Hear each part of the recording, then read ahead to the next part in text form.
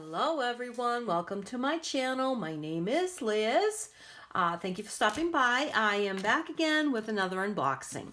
Today I have the Viking Oracle, Wisdom of the Ancient Norse by Stacey Demarco.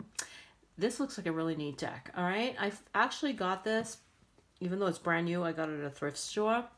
You can still get them everywhere that you can buy cards. They're on Amazon, they're on Magic Planet, they're probably on Walmart and whatever other stores, and probably local stores can order it for you if you can't get it there. It's put out by Blue Angel, and it looks really neat.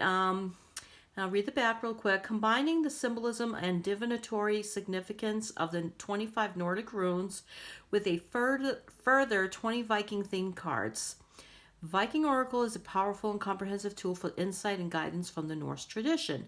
This deck offers a portal back through time into the intriguing culture of ancient Viking society, moving beyond stereotypes of warriors and raiders and delving into the extraordinary Norse mythos and the intricate and powerful belief system of this ancient people. You're invited to work with a range of card spreads and striking Norse imagery to deepen your connection with the fascinating world of the Vikings. Now, I am definitely getting more into the Norse mythology. I am listening to it's a novels, I should say. It's a whole series. It's called The Gods of Ragnarok by Matt Larkin. You can get an Audible, all the books for one credit, and it's like 90 hours or something. And there's a lot of liberties taken because it's based on the Norse gods, but some of the stories are quite a bit different. Actually, in the story, in the book, Odin comes off as kind of a bumbling idiot. He's always, everything he does just doesn't work out the way he wants it to. I'm not even sure if that's exactly how the stories are in the Norse mythology. I'm guessing probably not. But I am intrigued by the gods, the goddesses like Freya, Frigg, Tyr, Thor, Odin. So many of the others. Scaldi. I think it's Scotty. Yeah, in the book, she's a terrible, terrible, terrible person. But I just read up a little bit on her today, and she really wasn't. So it is what it is, you know. It's a very cool story though. It's interesting. I like it. I like it a lot. All right, and the artist is Jimmy Manton. Is it right there? I have a couple of Stacey Demarco's deck. I think they're both. One is gods and one's goddesses, I believe, or something like that. And it's probably the same artist because the artwork looks very, very similar. I'm looking forward to actually using this deck because although I have runes, I've only used them a couple times, you know. I can't do everything. I wish I could. I wish I could live another 500 years so I could learn everything I wanted to learn. But, I like that color. It's very pretty. The teal color. And I love the little piece of paper there. So it's a brand new deck. I got it for, a few bucks. A little cheaper than I would pay for it at Amazon. I wonder who that is. I wonder if that's Freya. What do you think? Or it could be a Valkyrie. I don't know. Don't know. Okay, let's see. So, the box over there. Let's look at this real quick. The contents of at least the cards are numbered, which is kind of cool. It's got an introduction. She explains about the deck, I'm guessing.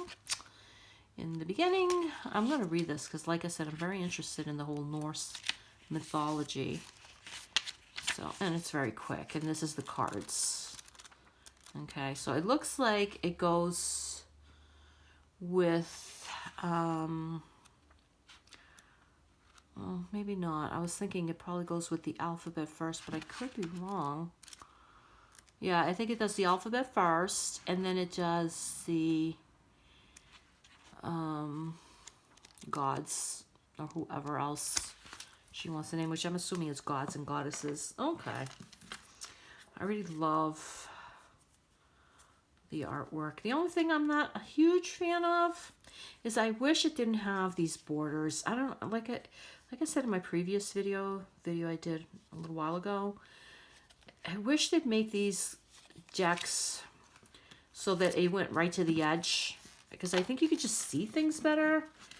And I mean, the borders do look nice, but nah, they're not needed, honestly. In my humble opinion, they're not needed. Okay, so these must be the alphabets. Like I said, I have a thing of runes. I've used them a couple of times, but I have no idea what they're called. Okay, so 1, Fehu. Urus. See, this must be the alphabet or the rune there. And Thurizaz. Ooh, she's pretty. Anzus. Rado. Kinaz. Sorry. Oh, this is the back of the cards, which are really neat. I love these a lot. Very nice. Okay.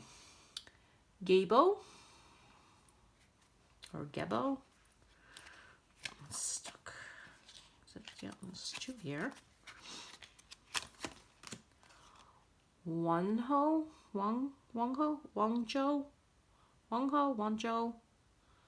That's beautiful. Hagalaz.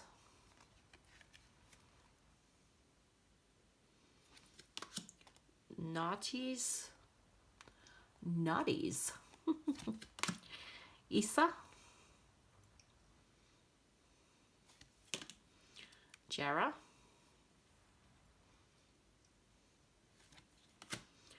Awas. Pertho. Elhaz. Sowulo. Tewas. I like this a lot, actually. Very nice. Burkano. Ewas. I'm assuming that might be Sleipnir, which would be Odin's horse. Odin's 8-legged horse, I think. Or was it 6? Like that, I can't remember. It's either 8. It's probably 8. Manas. That might be Thor. Legus. Ingus. Degas. Othila. Now, I could be saying these wrong. I'm just pronouncing them as best as I can. So, the Void. This, I believe this is that empty rune. There's nothing on it. That might be what it's called, the Void, but I can't remember for sure, but I think so.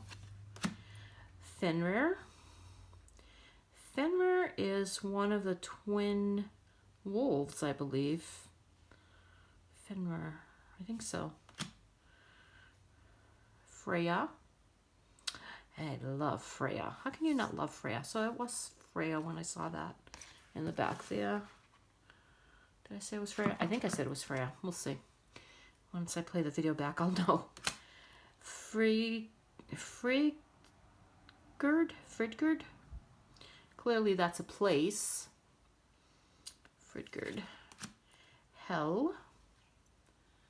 Now in the story, Hel is not very well liked at all. Turns out Loki is her father. I looked that up. It's actually true according to the legend. And there's Loki. Here he is. The trickster. In the story, actually, the one that I'm listening to again, Matt Larkin book, Loki is actually... I love Loki in this story. I love him so much. Mani. Or Manny. Odin. We haven't got to where he lost an eye yet in the story, so looking forward to figuring that one out. Ragnarok, which would be the end of the world. Scotty. Oh, yeah. She's the one that in the story is not very well liked. You know what? I'm going to leave her out because I'm kind of wondering what Stacey wrote about her. Saul. Sunstone. I love Sunstone. I actually have a Sunstone somewhere around here. Where did I just put that? I just literally had it in my hand. That's funny. Where did I put that? Is it over here? Oh, goodness. I literally just had it in my hand. Oh, I lose stuff all the time. I was going to show you guys the Sunstone. I actually have a Sunstone tower, though. That's Sunstone. I love Sunstone. I love orange, and this is just so pretty.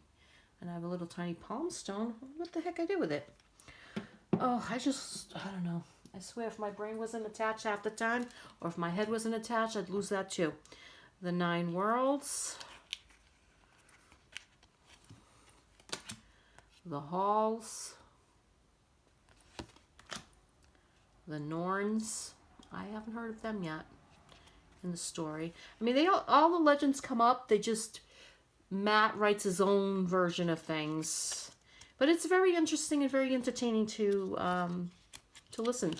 I mean, you could read the books if you want. I happen to just listen to them because, you know, it's just easier while I'm doing stuff. The Ting. Now, the Thing, or Ting, I think it might be called. It's like a meeting. It's like a meeting of the clans where they make a decision, especially if somebody did something bad and they need to be disciplined. It's something like that. Thor. Here's our guy Thor with a hammer. See, I wish it went further out. I don't know. I just think it would look better. The Valkyries. Actually, I was just listening to how Odin got his Valkyries. I don't know if it's the real way he got them, but it was an interesting way in the book, that's for sure. Vaegvisser. I love her. Look at the I don't know what that would be. Sigils? It's probably not what it is, but that's kind of what it looks like to me on her head there. Well of Word. And Yggdrasil, which is the tree, the world tree, the tree of life. All right.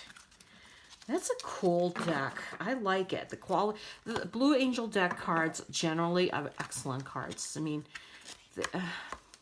they are not thin. It's hard. They're good quality cards. They're good quality cards. You know.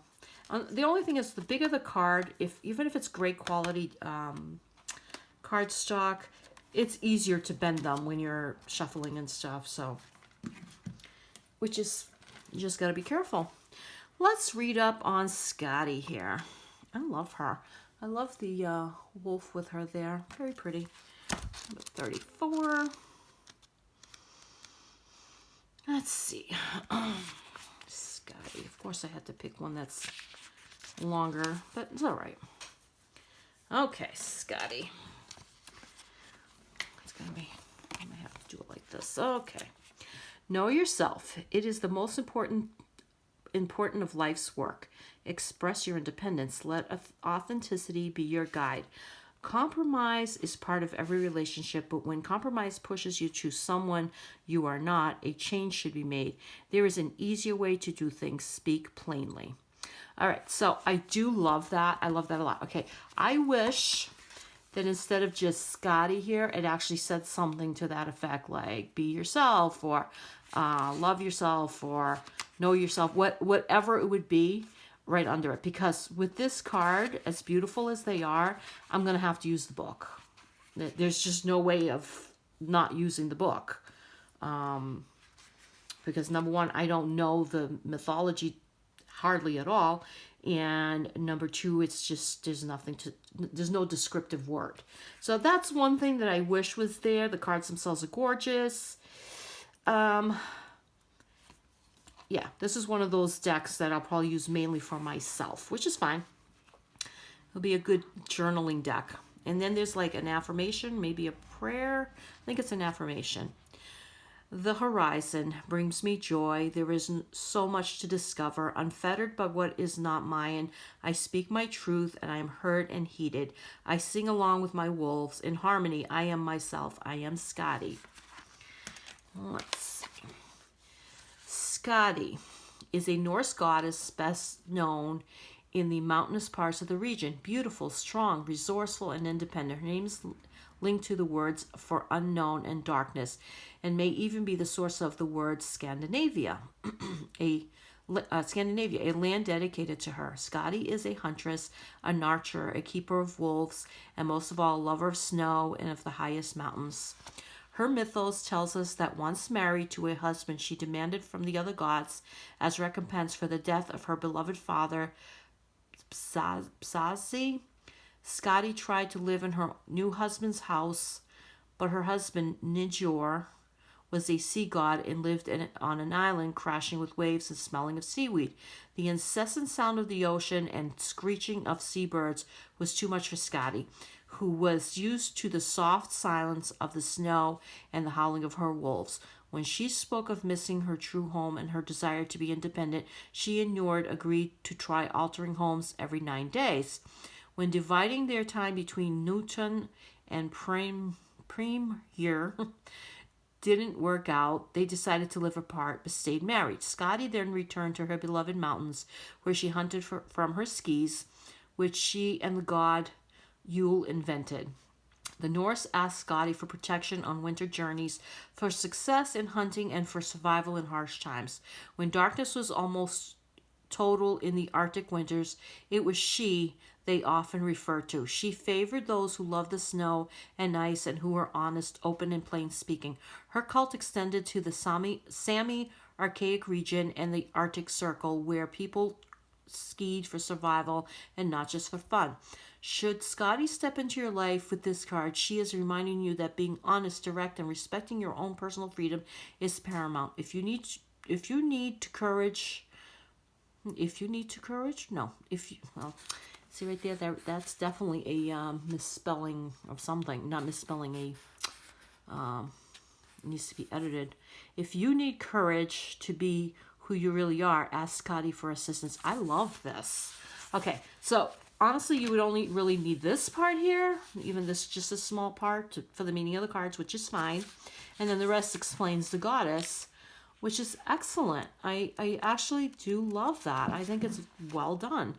I just did a video yesterday on a deck on goddesses. They really gave me no information on the goddesses. I like this a lot. This is excellent. All right, so Scotty is all about being independent and being truthful and not letting people push you around. I like that. And compromise too. She did compromise with her husband. Also, I've read that, was it Scotty? No, it wasn't Scotty. It was a different person. In the book, she's kind of gets blended in with another person. I'm not going to give it away. So let's see if I can pull a card for us. I'm going to shuffle these guys a little bit and see what our Norse gods, say Odin or Freya or Frigg. Actually, I don't think I saw Frigg in here. Now that I think about it, Frigg is Odin's wife. The long-suffering Frigg, or Frigga. Let me see. I'm surprised she wouldn't have her in here, but and maybe she was, and I just didn't notice because sometimes I'm reading the words and my brain is somewhere else. So let's see what we can get. All right, what do we need to know? Just need one card. Let's see. This one. All right. So Othila. which is the alphabet, I'm going to guess. It is. It has to be because it's number 24. Othila, Othala. Equilibrium. Things will stay as they are.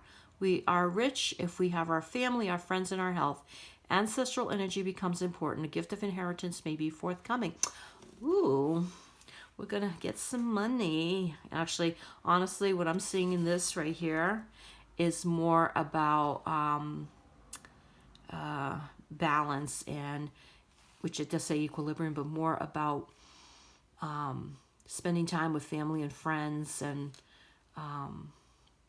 having more time with people we really love. I like that a lot. Okay. I am the result of 1,000 lifetimes of love, of bravery, of tears, of joy, of skills, of connection, the bloodlines that flow. I am Othila.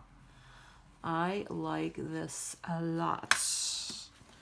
All right, so I love this. Okay, and Loki is at the bottom here.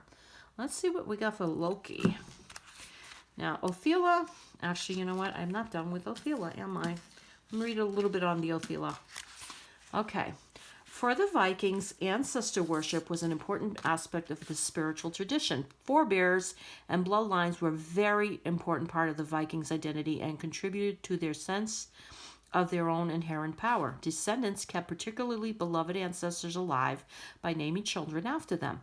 The Norse also prayed to ancestors for guidance and kept their burial mounds well tended. The dead were often buried near to the living so as to keep them close to their families. At memorial feasts, one by one guests would drink memorial toasts called mimi to honor the life and energy of the recently deceased. In this way, the Norse believed they honored their dead enough to receive continued help after their family members' passing. The deceased were said to give the living good advice when consulted, help with the fertility of the land and animals, and chase away negative energies. Othila, pronounced Othila, is the rune of ancestors and family. It speaks to relationships, suggesting that if you have good relationships with those around you, particularly your blood kin, as well as a good relationship with your own body, your health, you are as rich as if you had the chest of gold. This rune asks you to see that even if we dislike members of our family for good reason, and they may actively hurt us, in our bloodline, in our blood and DNA, we carry positive aspects of our ancestors.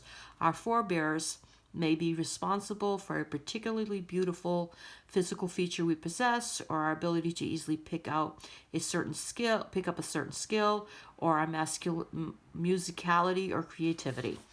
Whether or not we are aware of which ancestor passed on the particular gift, Othila reminds us to be thankful to our ancestral line for the gifts we have received from our forebears.